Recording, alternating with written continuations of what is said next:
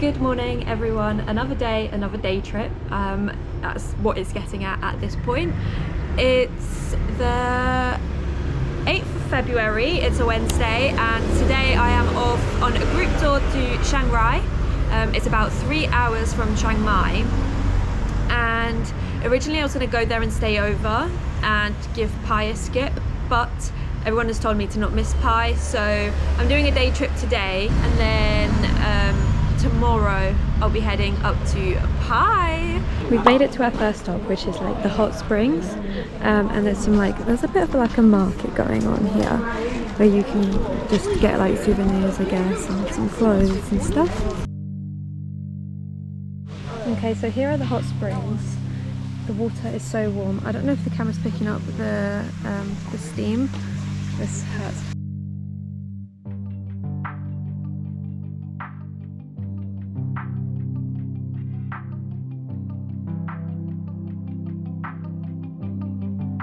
So I'm going to the other one now, which is a lot warmer. It looks like from here where you can't see it's a hot spring, it looks like fire because there's so much steam. And the lady at my hostel told me that it's about 80 to 90 degrees, but there's so much steam, it wouldn't surprise me if there was more. The water is definitely boiling, and yeah, I know it's like a typical thing here to like boil an egg in there and make like onsen tamago. She told me that's what the locals do for a bit of fun. So we're gonna see if anyone's doing that now, and I'll show you. That is what's going on in these clips here. You can see a couple of people in the corner. They have baskets on these rods and they're boiling the egg in the water. This is like a quick stop off on our way to Chiang Rai. It's about halfway there, I think. We've been driving for like an hour and a half. Just like walking around, taking it all in. Oh, I didn't see this before. I think it's different to the one I saw first. Let's see how hot the water is in here. This is probably the coolest one overall. Yeah, this one is more of like a comfortable temperature, like if you wanted to dip your feet in, but I don't know if you can actually do that. And by comfortable, that's a bit of a stretch. It's very, very warm, very hot. We then made our way to Wat Rong Khum, also known as the White Temple in Chiang Rai. So this is built by a local artist who decided to rebuild the temple to make it what it is today. And he actually makes changes to the temple on a daily basis, pretty much, which is so impressive. The project is completely funded by himself, as he doesn't want to be influenced by stakeholders. What I found truly fascinating about this temple was the symbolism of it. The entrance to the temple is reached by crossing a bridge where there are hundreds of hands reaching out, represented the unrestrained desire, greed, and ultimately human suffering. And as you walk through the temple, you leave these things behind you to reach a state free from suffering, reaching to the gate of heaven at the end of the bridge. I don't think I've ever felt such strong emotions and such inner peace at the same time around a building, a holy place of worship, a temple, a piece of art, or however else you may describe the Wat Rong Khum. I have never experienced anything like this in my life before, and honestly, you cannot convey it through video. It's so impressive. I don't think that I've seen so many like videos and photos of this, but it just isn't the same as being here in person. You can't miss this, guys. If you're ever in Thailand, please don't miss this. I almost gave it a miss, but I'm so happy I came. I would have loved to show you the inside of the temple as well. However, you're not allowed to film inside the temple, and to be honest, I'm a little bit funny about filming inside temples. I prefer not to. Little mirrors, and it makes it really reflective, and because it's white, you definitely need sunglasses here. My eyes just can't cope with this.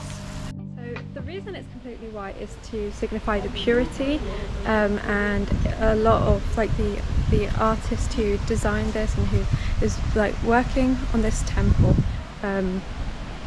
criticizes or like wants it to be different from other temples, in the sense that a lot of the temples here are decorated with gold, and to him that shows lust and greed as opposed to purity, and he wants everyone, regardless of their religion, to come here and experience peace. And yeah, that's why it's white. I have absolutely no clue who this guy is, but and then this is the temple from this view. It's so beautiful, I can't get over it.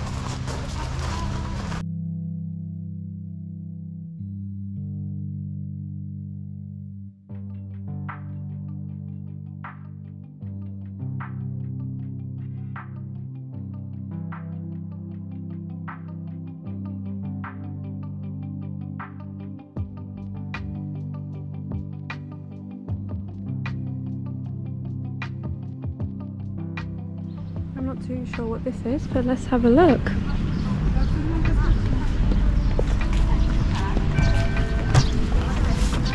It turns out that this little building here, I say little, it's not little, this building here is like an art gallery, but you're not allowed to film in them. There's a couple across the grounds of the temple, but you're not allowed to film or take photos, so that's why I haven't shown you them. So that's what this is. These trees are made of like these silver leaves that you can buy at the shop. Like you make a wish and you put them on the tree, and then in 99 years your wish will come true. 10 points if you can guess what this is.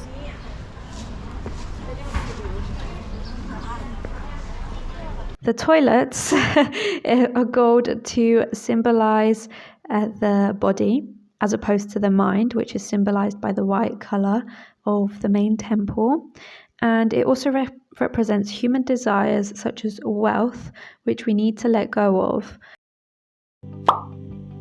The blue temple is also known as the Temple of the Dancing Tigers. There's this little fountain here, which is just so beautiful. I love the color.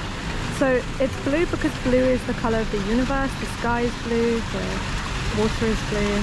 It's located just outside Chiang Rai, and it is said that tigers used to gather here a lot on the grounds of the temple. There's once again a lot of symbolism with this temple, and I really enjoyed the art and the depiction of the stories. You're actually allowed to film inside this temple, so I did get a few clips, but I didn't want to spend the whole time with my camera out. I really liked the art style in this temple. It depicted different parts of the life of the Buddha. I just love this place so much. Again, one of my favorite temples that I visited. The color was just magnificent. It was such a bright blue, and you felt such peace and purity just walking through it. You can't visit the blue temple and not get blue coconut ice cream. This was actually my first ever coconut ice cream in Thailand, and I fell in love. This stuff is so good and I just couldn't get enough of it.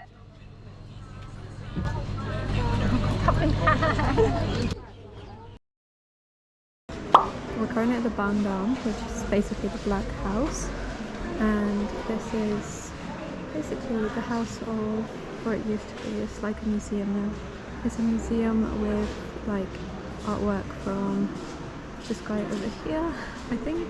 A very like common theme with his art is like dark colours.